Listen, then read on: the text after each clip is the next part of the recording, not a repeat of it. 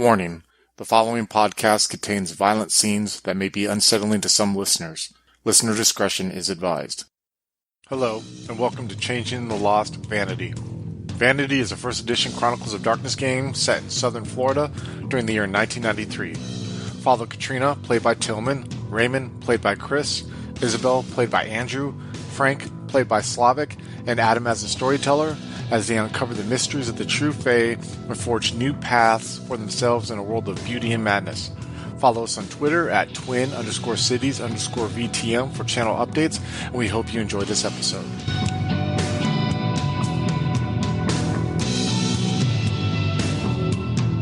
Hey guys, welcome back to Changeling the Lost Vanity.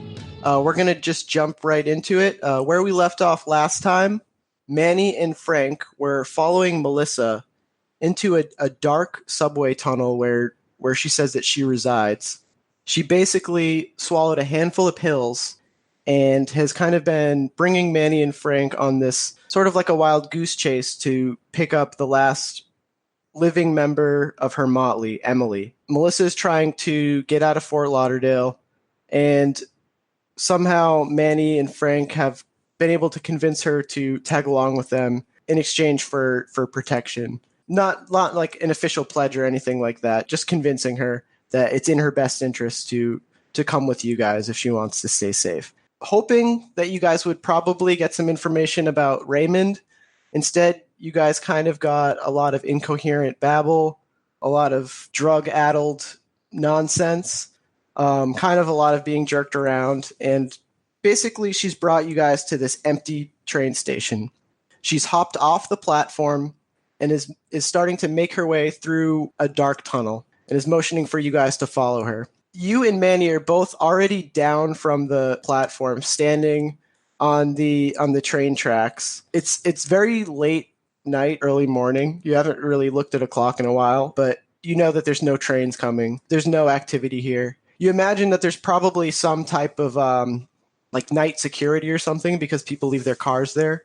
It has like a pay parking area. So you guys are both just standing there right now, and it's just dead silence. And Manny has this look on his face that is just almost like freaked, and he doesn't know to keep going. It's like his survival instincts are pulling him back from just walking into that darkness after Melissa. And you no longer see her. She's fully engulfed into the darkness that's ahead. And he's just like, should we go? Probably, yeah. Or I'll go. Is it dark in the tunnel? Yeah, it's completely pitch black. I'm guessing it's not within 5 minutes of midnight, is it? That's a really good question. I don't. I feel like we were playing kind of fast and loose with the time last time. Let me see. It's a little bit past midnight. It's about 1:30 technically. You don't really know about like what the time is though. Yeah, okay. That's just because of a catch for one of my, what's it called? Contracts. Yeah, but I'm going to use it anyway because why not? I like using them. Okay, so I spend 1 point of glamour. I'm using the contract called Ulf's Heart from Eternal Summer, which means I shine the light of high summer on my surroundings. So what it basically does is I roll strength plus my mantle plus occult. Got 3 successes for that, and which means it illuminates an area 200 yards around me and does not hinder my vision. Amazing. So yeah, you pull that contract and you just feel the weird tingling in the back of your neck, and it's like a flare kind of just lights up in front of you, and you can see just like Melissa, you know, maybe 10, 15 feet in front of you in the blackness, and it's like the light just shining on her. She just casts like this shadow up against the stone wall of the train tunnel, and it's super bright, and she covers her face with her arm, and it's just like, you know, trying to see what's going on. But in her drug-addled state, she doesn't question what you've just done. Manny begins to walk after you too. He's like, I'm not going to let you just go by yourself. Wait up. Yeah, I sort of went to look at him and say, follow me.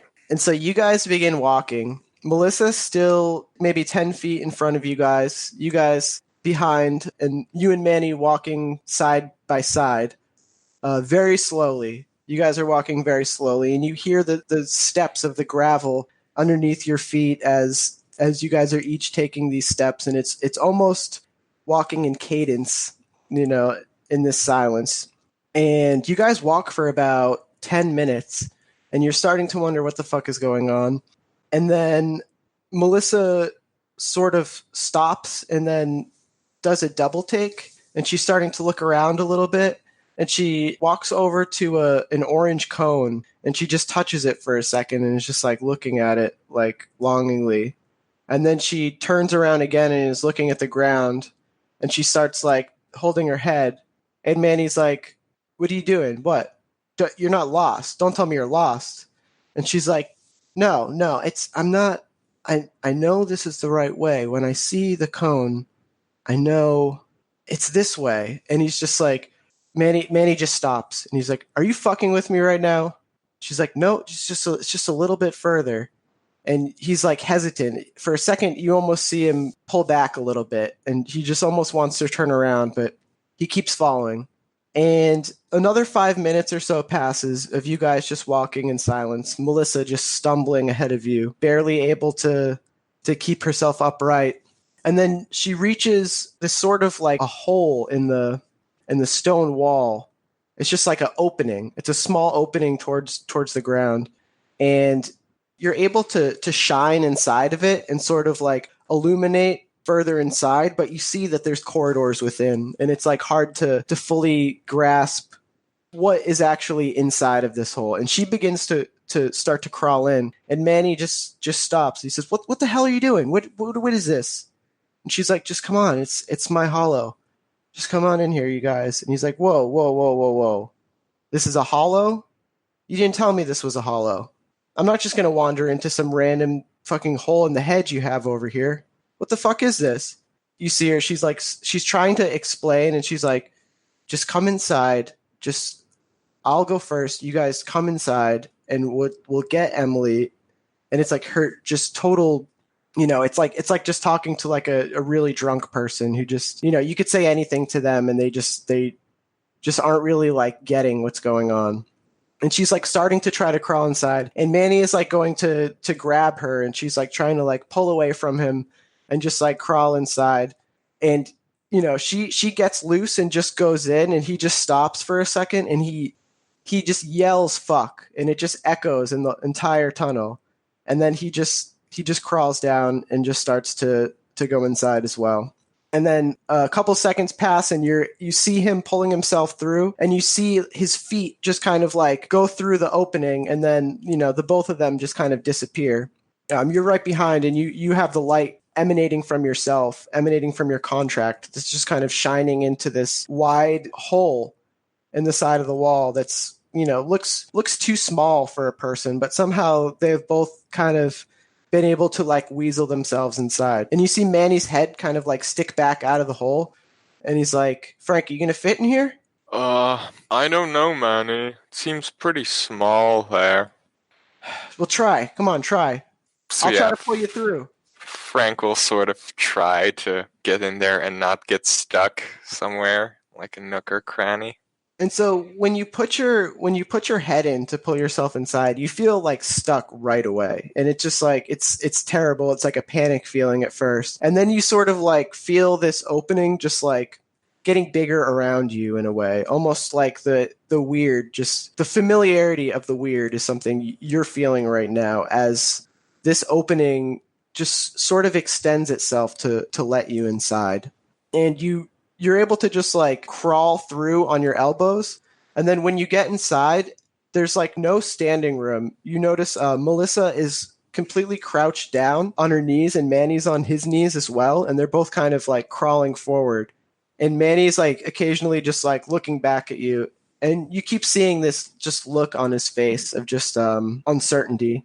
And it's alarming. You've never really seen him scared. He seems like a little bit unsure of what's ahead.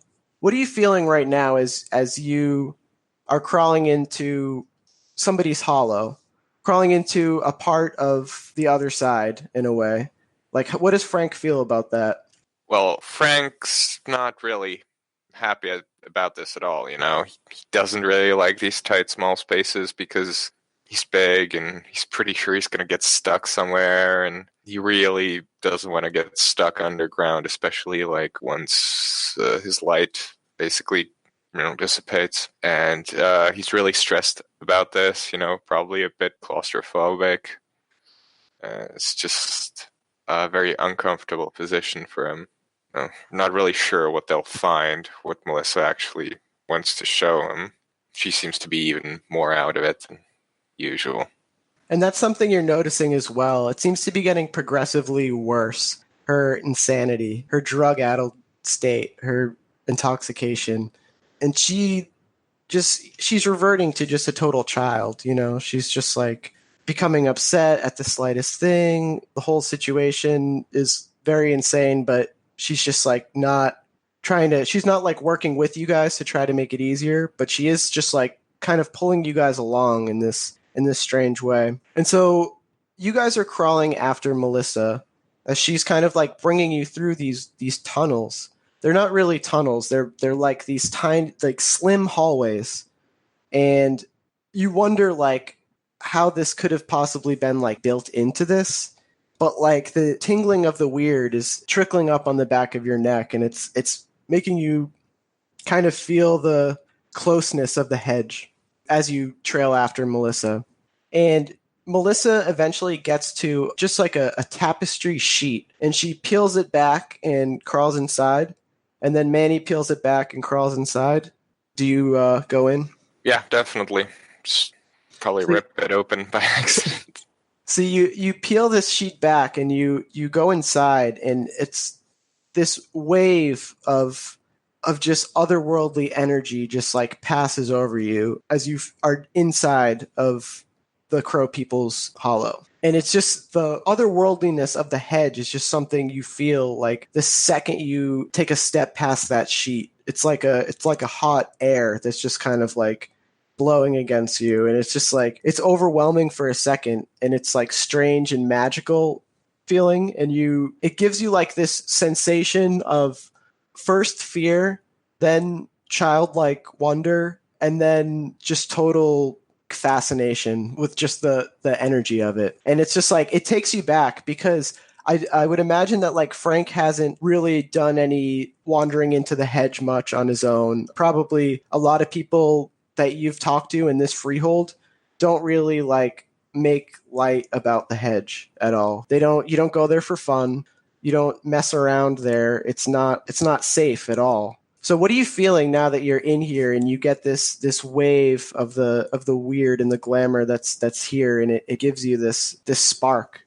So Frank would sort of feel, on one hand, he's a bit glad or something that he feels it, because he's very low on glamour currently, has 1 point of glamour. So on one hand, feeling that energy around him is like something comforting for a changeling, but it's also scary because that he knows like where that energy comes from and where he is, basically where he is at, what it borders.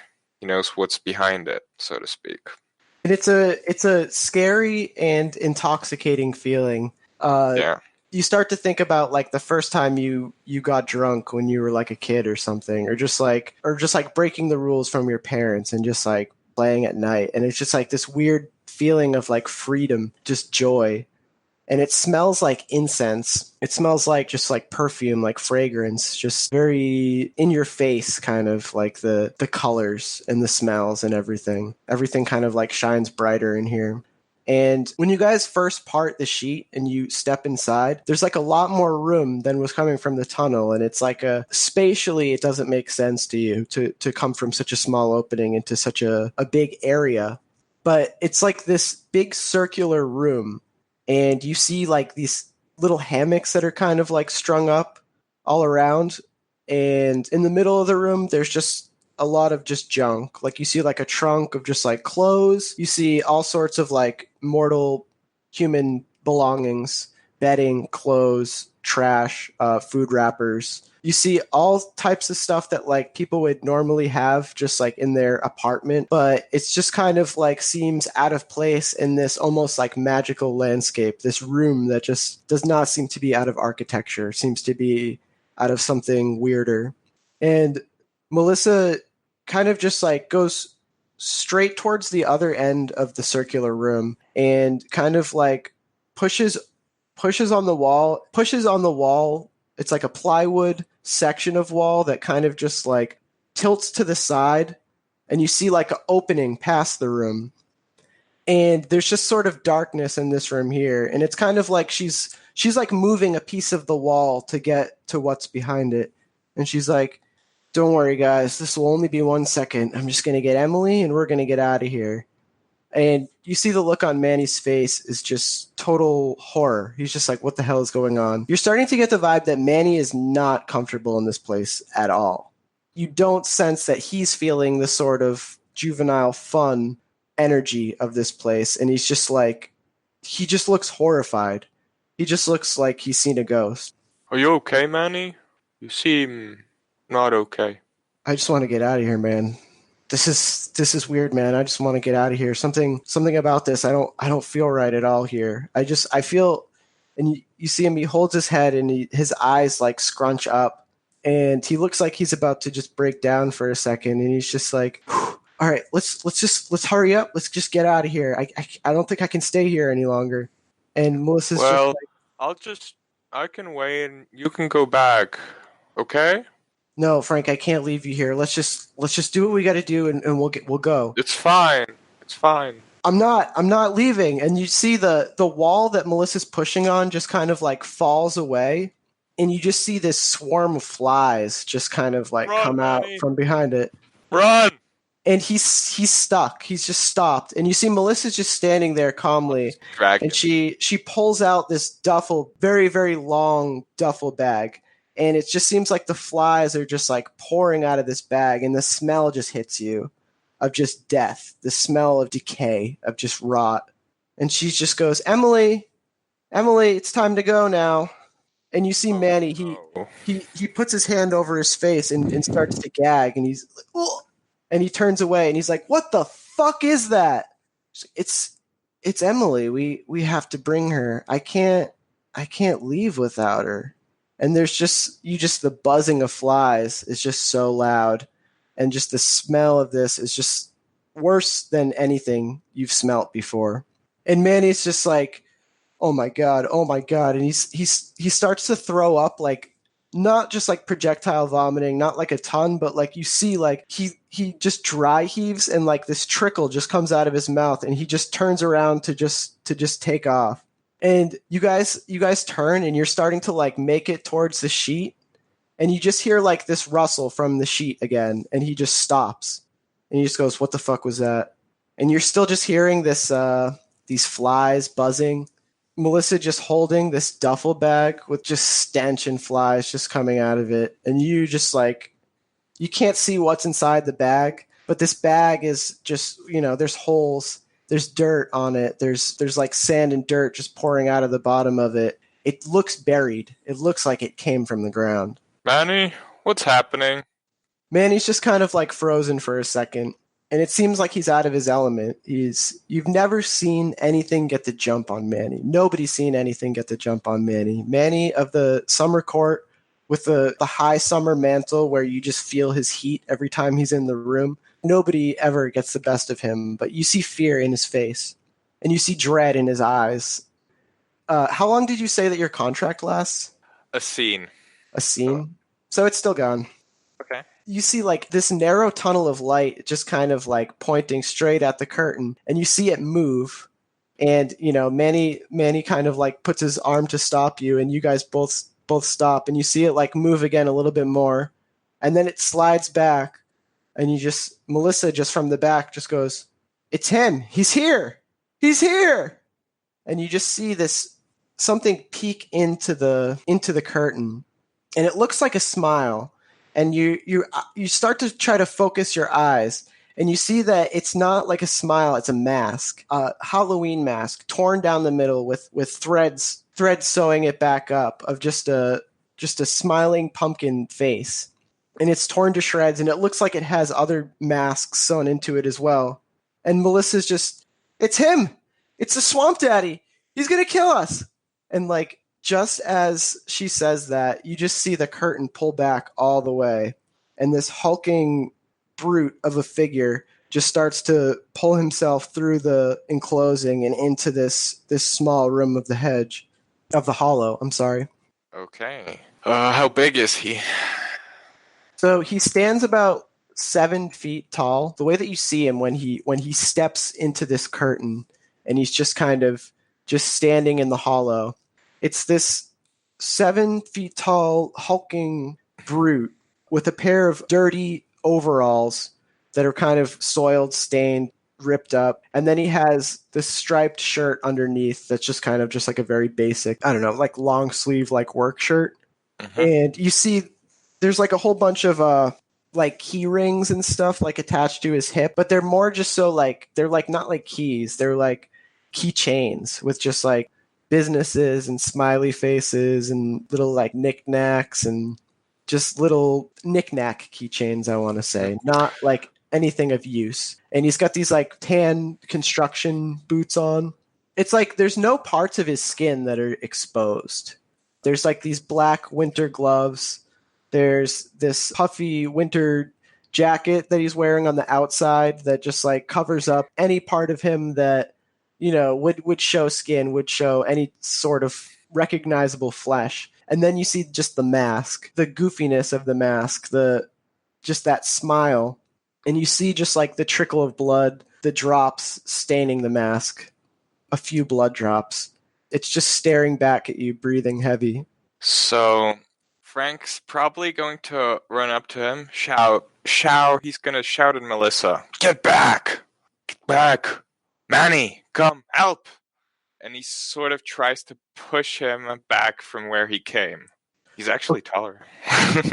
Wait, so who is taller, you or the Swamp Daddy? Frank. Okay, I figured because you're an ogre. Yeah, I mean, so yeah, you just rush up and let me see. How can I do a roll for this? I guess it'd be a contested, probably be something like strength plus athletics or strength plus brawl. Okay. Okay, so first I'm going to activate Might of the Terrible Brute, plus use a willpower point for that. Okay, so this is going to be a lot of dice. Yeah, Frank's going to be using 17 dice. What the fuck? That's awesome, man. Go for it. Yeah, and Yeah, it looks totally like true. we're matched. Will Manny help me, though? Yeah, Manny's definitely going to jump in and try to help. Okay, so you get Manny's 3 as well. So you guys are able to kind of just like push him back through this opening, and he goes backwards and just falls on his ass, like rolls back a little bit and just like hits the back end of this tunnel. And just like right away just is starting to like slowly get up and lumbering back towards the opening again. You can just hear these slow steps just starting to lumber back. And Melissa's just screaming bloody murder. Just, oh my God, oh my God, oh my God, he's going to kill us right now. Somehow this is just like snapped her out of it. You know what I mean? She's just like, oh my God, he's going to kill us. Get me out of here. Get me out of here. She's freaking the fuck out. She's still clutching this bag that's just emanating flies and stench and just grave dirt and filth. Within a couple seconds, he's going to get back up to the opening again to try to make his way back through. And it's almost like you're starting to sort of like gauge the responsiveness of this thing, this brute. And it's like, you know, he seems like slow to react. You know, you guys just like kind of pushed him on his ass, but he's getting back up and he's still coming straight at you. Okay. And Manny, we have to go. 1 second, I'm going to make a quick roll for him. Okay. So when he gets back up and steadies himself, you hear like the steps starting to go towards the sheet again, and then you hear him take like these 2 just like really fast steps and just try to like shove himself through the opening. And he's just like wriggling violently, just like trying to get into the opening. And he pulls himself through and falls and kind of stumbles again into the hedge. And he gets himself back up, and he seems like very wavy, very out of it. But he's moving fast now. Okay. Is there anything we can sort of ditch in front of him while we sort of run straight for the exit? Well, you see like a lot of different kind of like belongings. I would say if you were to just grab for something at arm, whatever's like an arm's reach of you, it would probably be just like there's like a trunk of clothes in front of you. That's Yeah, like maybe a trunk of clothes, a table, anything, anything. So there's a trunk of clothes in front of you. It's open and there's clothes kind of like pouring out of it. It's like open face sandwich right now, but it's in front of you and you could do whatever with it. Yeah, basically, just throw it at him, make sure it slows him down, grab the other two guys, and just run the fuck away. Okay. I'm not even going to make you roll for that. You just pick up the trunk with great ease and you kind of just like you hurl it at him and it hits him square in the chest and it's like it knocks him back. It's almost like he catches it, like a football receiver, and he just like gets pushed back 2 steps and he just lunges forward, takes these 3 massive steps forward, and he just grabs Melissa by the head. His hand, palm, over Melissa's face, and he's just holding her by the head like that. And he takes another 2 steps, and he's carrying Melissa in these 2 steps, and he just swings her head. He just swings her body, and with her head in his fist, in his open hand, like a basketball or something. He just smashes it against the wall, and you just hear this ungodly noise, just this cracking, and it just sounds just terrible. It sounds wet as Melissa's skull just cracks completely, and parts of her brain matter are even just like coming from this dent in her, in her cranium. He's just ended her with this one action. But as he stands right now, he is holding Melissa suspended in the air, her head crushed against this concrete wall, and he's just standing there holding her, and he just lets go, and she just sort of like slides down, and he turns back, and he looks at the both of you. He's now behind you guys, and you guys have like a clear shot to the entrance. Let's go, Manny. We have to go. And yeah, Manny, without hesitation, you just see this look in his eyes of complete terror. He just has this wide-eyed look, like a little kid scared. And you guys just barreling towards that sheet.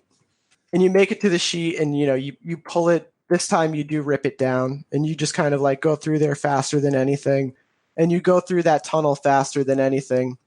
And you guys are both just running down this train tunnel, at full speed. Yeah. You guys make it to about where you can see the platform 10, 15 feet away. You see where you guys originally jumped down, and Manny stops to catch his breath, and he puts his hands on his knees, and he's just kind of just like catching his breath. His eyes are closed. So Frank will probably start screaming like, "Rah!" And start sort of punching the wall. It's just like, this is all my fault. What do you mean I it's your went there, fault? and I had no glamour, and I couldn't fight it. Frank, I don't know what that is. I'm not sure we can fight that. Did you see what he did to her? Guy could have taken it if I had glamour. I don't know. Something about that place gave me feelings that I haven't felt since then. And oh man, oh my god. And you see he's like looking at his hands. He's trying to like he's like I think I need to sit down somewhere. I feel dizzy or something. I'm just oh man. You go sit down. I need to destroy something. And you see he kind of just like slumps up against the stone wall of this train tunnel, and he puts his head in his lap, and he's kind of just like rocking back and forth. And you hear him, he's talking to himself, he's whispering to himself, "You're okay, you're okay, you're okay, it's okay, you're okay." And it's like bizarre because you've never seen him require comforting. You've never seen him try to talk himself down, try to comfort himself. And it's worrying in a way. It's like something about this tested his clarity. And you're not really sure what the like outcome of that was. Like if he walked out, you're not sure if he walked out of there the same person that he was when he went in there, and it's starting to worry you a little bit. Yeah. Frank's really annoyed with himself right now. Just because, he's completely powerless at this point. Like, well, not completely powerless, but when it comes to, supernatural things, powerless. So, and he just spent his last little point of glamour just to fight this thing back, but afterwards, he couldn't really run up to it and fight it, which is what the summer court is all about, taking the fight to the enemy. So, probably really angry, tries to take it out on something, maybe pick up a brick, and smash a window of a car or something, really mess something up. You want to do that? Do you want to hop out into the yeah, you want? Sure.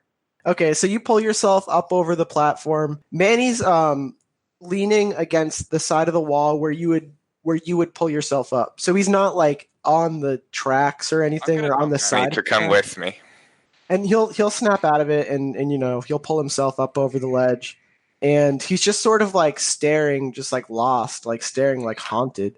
I'm sort of going to take like a brick or something, and just be there. And Manny, I think the reason you picked me for being your enforcer is, well, there's, I think, many reasons, but one of them is how in tune I am with summer.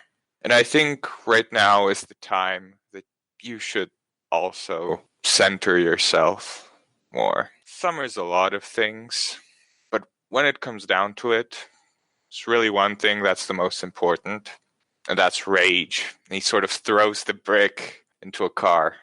And the brick just hurls through the windshield of this car, and you hear the alarm start to go off. And Manny's just jarred for a second, but he looks at you and he smiles. He reaches down and just picks up whatever the closest thing is to him, and he just throws it through the same windshield that you threw it through.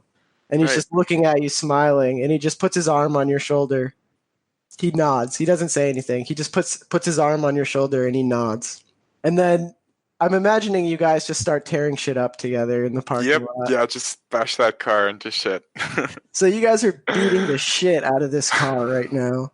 You're like shaking it and stuff, and it's like you could tip it over if you wanted to. Yeah, at the end, probably. Okay. Once we leave. So yeah, you guys are just smashing the shit out of this car, and Manny's just winding up and just kicking the door. He takes his jacket off and wraps it around his hand, and he starts punching the windows out.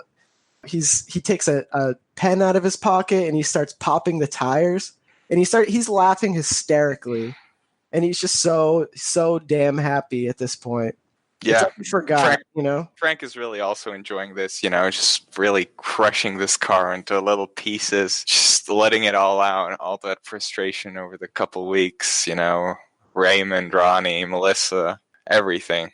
And it's so cathartic as you guys are doing this, and you feel on top of the world. And you hear these steps starting to come up to you, and you're, hey, what are you doing? What are you guys doing over there? And you see this like overweight security guy kind of running after you guys, trying to buckle his utility belt on at the same time. What the hell is going on over here? I assume he's feeling rage right now. Yeah, and you start to, all right, just give me any roll you want to harvest, because this guy is like pissed. I know, so I guess strength plus brawl, since we were smashing that car. Yeah. Would that work? Okay. Perfect. You can do you can add a bonus to that too, because of just like the level of destruction you guys are able to accomplish. So do like a +1. Okay, I'll do that. And so I get 2 glamour plus 1 extra because it's my court glamour. Nice. And you just feel that surge just refill you. You feel the heat of summer, and you just feel that rage and passion just enter you again, and it's so nice. This guy is just sort of like standing, and you and Manny are just like facing him now. And he's just like, you guys better get the hell out of here. I'm going to call the police. It's like this squeaky, like balding, like overweight guy. And you see Manny, and he just takes like a step towards him and just like kind of does like a fake out in the guy's face. Yeah. And the guy's just, he takes 2 steps back and like starts to turn around and run. And he's like, I'm calling the cops. Let's go, Manny. And yeah, you snapped him out of it. And he presses the unlock button on the car, and you guys get in the car, and he just starts driving. He's not saying anything. He's just smiling. Yeah, so is Frank. It's just a little bit of happiness in a very, very dark time. Super dark time. not even acknowledging like what you guys just experienced together. He's just kind of joking, and like he puts the radio on and stuff like that, and he's kind of like tapping his fingers and stuff. Yeah, Frank will probably like fall asleep in the car or something. And yeah, so he just keeps driving, and you just put your head down and doze off. Oh, hello again, folks. I'd like to tell you about the Facebook group we run called White Wolf and Onyx Path RPGs, Gameplay and Media. Have you ever wished you could have an easy way to find gameplay videos and podcasts, or just media in general that deals with your favorite White Wolf role-playing games? Or have you ever wished you could find a forum to share gameplay that you have recorded? One that won't be drowned out by random posts and discussions, so that your media could get the attention you deserve. The group is specifically run with the sole intent of it being a one-stop shop for people to view or share media involving the games we all love. We take thorough steps to ensure the page does not become cluttered and is easy to traverse. The group is already immense and continuing to rapidly grow, with new media being shared every day. Stop on by. We hope to see you there.